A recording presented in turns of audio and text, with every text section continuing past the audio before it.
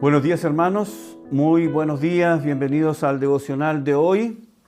Estamos comenzando este devocional abriendo la escritura en la profecía de Habacuc. Como hemos dicho ya reiteradamente, el libro de Habacuc está dentro de los profetas menores y se conocen así no por su importancia, eso es necesario recalcar. No es por la importancia que tiene, pues todos son importantes, sino por la cantidad de su escritura. No tiene muchos capítulos en comparación con Isaías o Jeremías, que son bastante más largos, pero son importantes puesto que están en la palabra de Dios.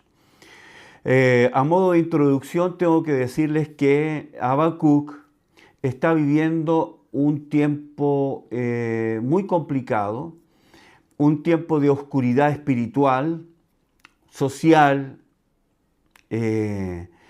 religiosa, un tiempo muy complicado, un tiempo en que él ve, nota, pesa el ambiente, pesa los corazones, él se da cuenta y se ha dado cuenta de lo que está pasando en Jerusalén específicamente. Él se da cuenta cuánto se han apartado de Dios y están viviendo momentos muy difíciles. Y él ha clamado a Dios, ha pedido a Dios que Dios intervenga, que Dios haga algo, pero hasta este momento en que Habacuc está escribiendo su profecía, Dios no ha contestado. El verso 4 es muy importante para entender la situación que está viviendo Judá, la situación que está viviendo la nación entera. El verso 4 menciona por lo menos 4 cosas. Lo primero que nos dice es que la ley está debilitada, la ley es debilitada. Literalmente quiere decir que la ley languidece, la ley está sin pulso, la ley está casi considerada como muerta, porque se ha transgredido tantas veces que la ley ha perdido su valor, su influencia. Lo segundo que dice, por eso el juicio no sale según verdad. En otras palabras, los tribunales que deberían castigar a los culpables, en vez de eso, son demasiado garantistas. Absuelven al culpable y condenan al inocente. Los justos están pagando este desenfreno moral. Lo tercero que dice, por tanto, puesto que el juicio no sale según verdad, puesto que los tribunales no sancionan a los culpables, dice, número 3, el impío asedia al justo, porque sabe que no va a recibir una gran sanción. El impío sabe que no va a ser castigado de la manera que podría ser castigado o que debería ser castigado. Sabe por qué el juicio no sale según verdad, por eso asedia al justo. Y número 4, finalmente, por eso dice, sale torcida la justicia, los niveles morales, espirituales, religiosos y humanos, el convivir, la convivencia está dañada. Hay violencia, se violenta la justicia, se pasa por alto la rectitud, no hay tribunales que puedan sancionar a los culpables. Entonces, Habacuc ha clamado, ¿hasta cuándo vivimos en esta sociedad? ¿Hasta cuándo vivimos de esta manera? ¿Hasta cuándo soportamos estas injusticias? Y ahí oculto, tal vez en un segundo plano, hay una queja y tal vez un juicio a Dios, como queriendo decir, tú siendo el Dios justo, siendo el juez de toda la tierra, Génesis 18:25, eres el juez de todo, la rectitud. ¿Cómo permites esto? ¿Cómo es posible que tú permitas esto? Es una pregunta profunda que nace del corazón desesperado del profeta. Pero después de un tiempo, que no sabemos cuánto tiempo, finalmente Dios responde a la solicitud de Habacuc. La pregunta es, ¿la respuesta de Dios le dará satisfacción al profeta? ¿La respuesta que Dios le va a dar al profeta lo dejará tranquilo? Eso es. Comencemos a leer entonces desde el verso 5 hasta el 11, que es la respuesta de Dios al profeta. Si usted se ha dado cuenta, el libro, la profecía de Habacuc, está comenzando con un diálogo, está comenzando con preguntas y respuestas. Habacuc pregunta, Habacuc reclama, Habacuc pide, Habacuc solicita, Dios responde. Va a responder del verso 5 hasta el verso 11. Dice así: mirad entre las naciones y ved y asombraos, porque haré una obra en vuestros días que aun cuando se os contare no la creeréis.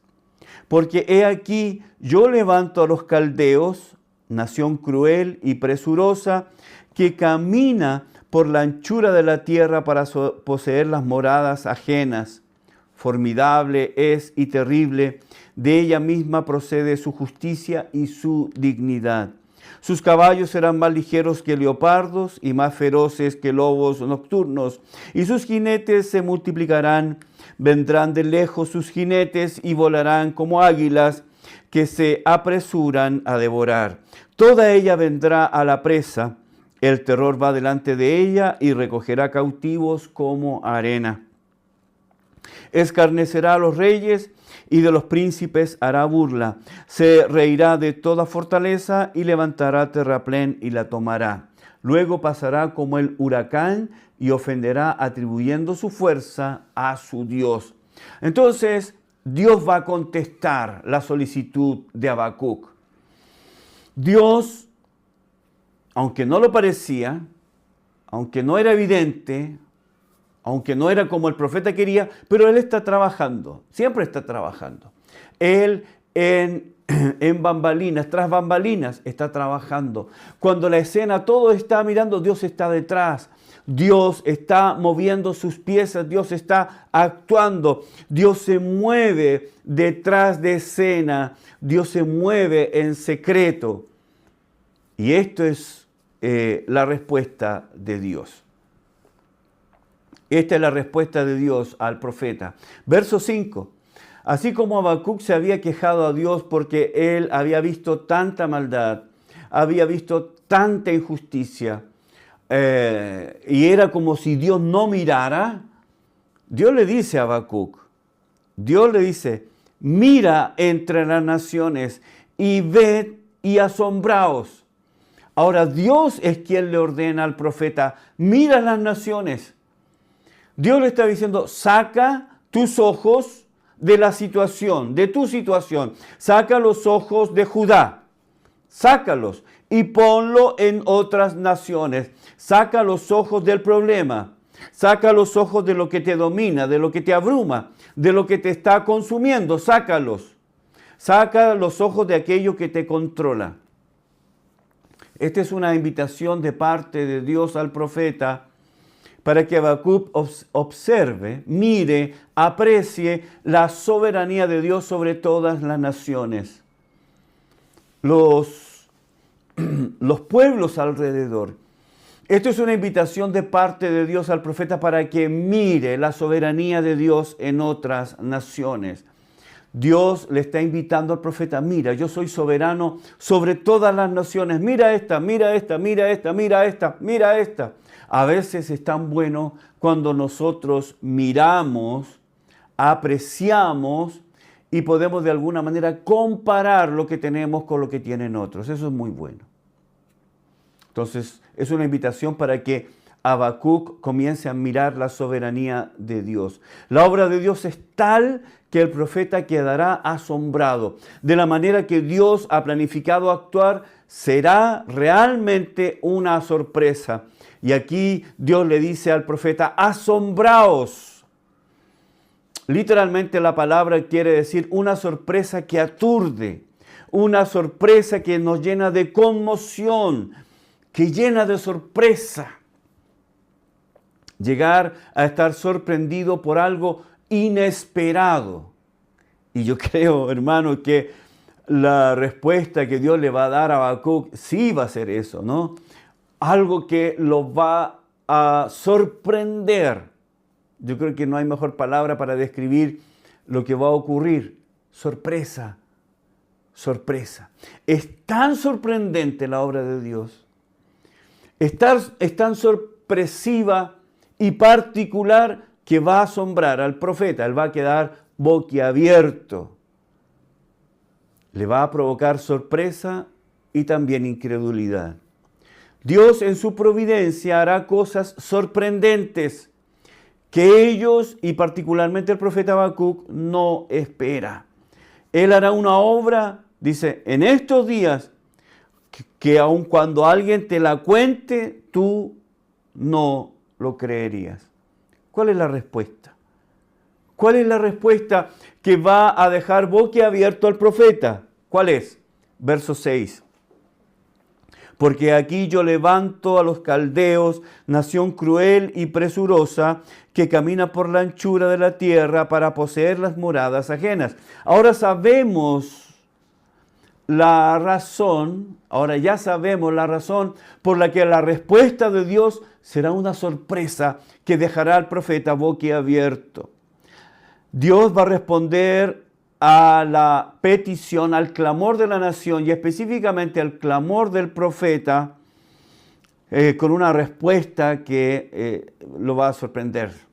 Dios va a usar, para solucionar el problema de la nación de Judá, específicamente Jerusalén, para solucionar el problema de Jerusalén, Dios va a usar a los caldeos. Y lo dice, una nación poderosa y belicosa, una nación impía, una nación pagana, que camina por la anchura de la tierra, es decir, hacia donde está vuelta, camina y conquista y domina, para poseer, para dominar, para controlar las moradas ajenas. Yo levanto a los caldeos. Ahora, ¿quiénes eran los caldeos? Una descripción rápida. Una nación pagana, una nación que es aún muchísimo peor que Israel y lo que está viviendo Israel, Jerusalén. Es decir, la maldad de Judá será solucionada con una nación que todavía es muchísimo peor que Judá. ¿Quién entiende eso? Dios va a usar a los caldeos para solucionar el problema. La respuesta a la oración, la petición, el ruego, el clamor de Habacuc serán los caldeos. ¡Qué sorpresa! Dios ya lo dijo, ¿no? ¡Asombraos! Y claro que sí, la respuesta de Dios a Habacuc lo ha dejado anonadado, boquiabierto, asombrado, golpeado, porque la respuesta es completamente inesperada. Los caldeos. Y mire cómo comienza el verso, dice, yo levanto a los caldeos. Los caldeos van a ser usados por Dios. Dios va a usar a los caldeos. ¿Quién está detrás de esto? Es Dios. El verbo levantar quiere decir afirmar, erigir, ratificar, entablar un combate, perdurar, levantarse para acusar. Dios va a levantar, va a promover. Dios va a usar a esta nación. Y aquí, hermanos, es imposible culpar a otro. Es imposible tener a otro sujeto que realiza la acción, sino Dios y Dios solamente. No es el destino, no es la mala suerte, no es la fatalidad, no es un momento inesperado, es Dios. Es Dios y Dios no tiene vergüenza. Dios aquí no tiene vergüenza en decir, yo voy a usar a una nación que es peor que ustedes, los caldeos. Dios es el autor de esta invasión. Dios va a usar a los caldeos para invadir a Judá. Dios está detrás de esto. Entonces, como dije al principio, es imposible culpar a otro.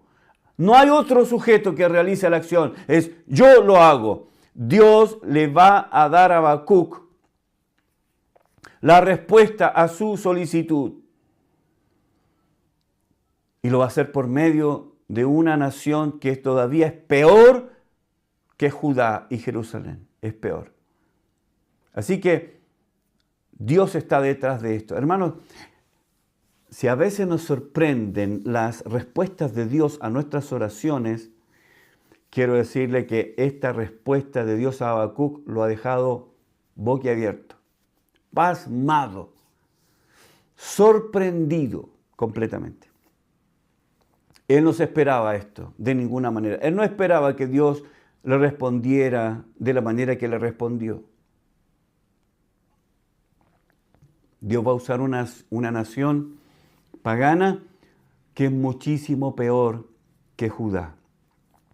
Y Dios le va a dar a Habacuc las características de los caldeos, que desde ahora será el instrumento escogido por Dios. De aquí en adelante los caldeos serán el siervo de Dios. Serán los siervos de Dios. Así que va a dar 10 características de los caldeos. Número 1, el verso 6 nos dice que es nación cruel y presurosa. Cruel y presurosa. El pueblo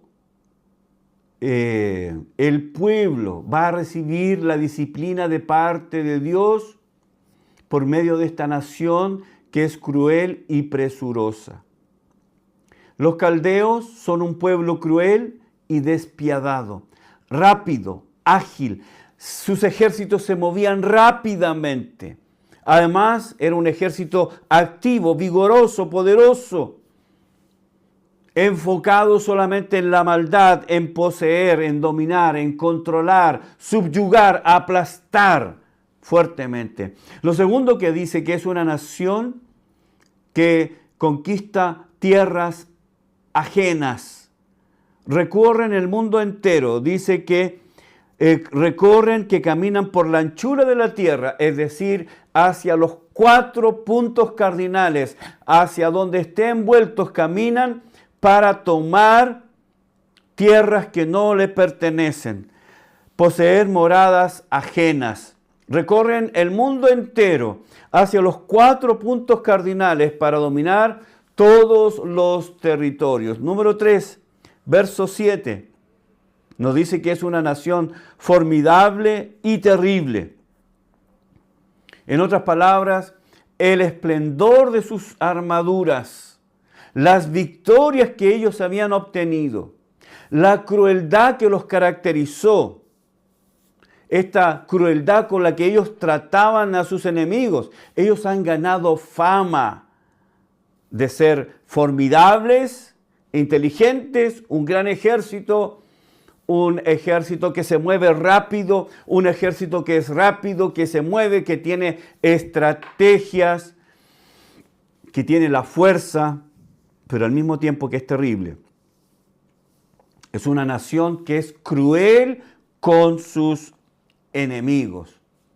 Número 4, dice que ellos imponen su propia justicia. Dice el verso 7, de ella misma, de sí misma, procede su justicia y su dignidad. Es una nación que tiene autodeterminación, es una nación que se gobierna bajo sus propias leyes. Ellos han establecido lo que es correcto o incorrecto. No le van a preguntar a Habacuc, ¿estás de acuerdo que nosotros hagamos una invasión a Judá? No le van a preguntar, porque no se sujetan a ninguna otra ley, sino a la ley que le es propia.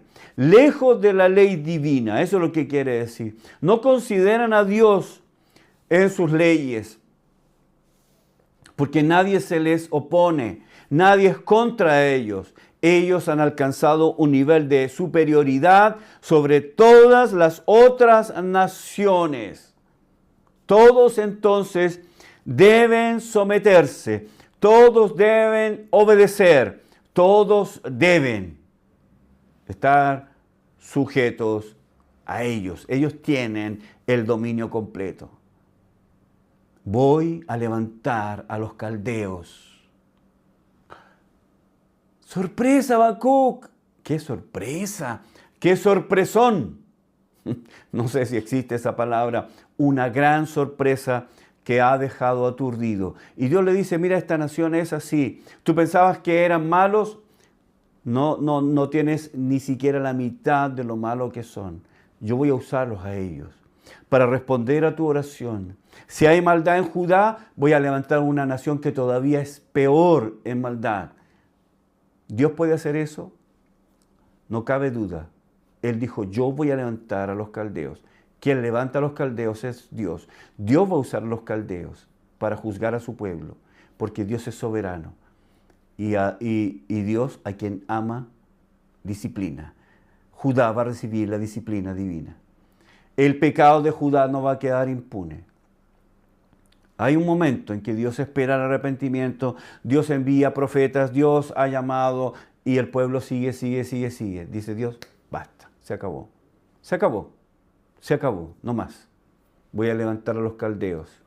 Mañana vamos a seguir estudiando las características de esta nación cruel que Dios va a usar ahora como su siervo para disciplinar a su pueblo.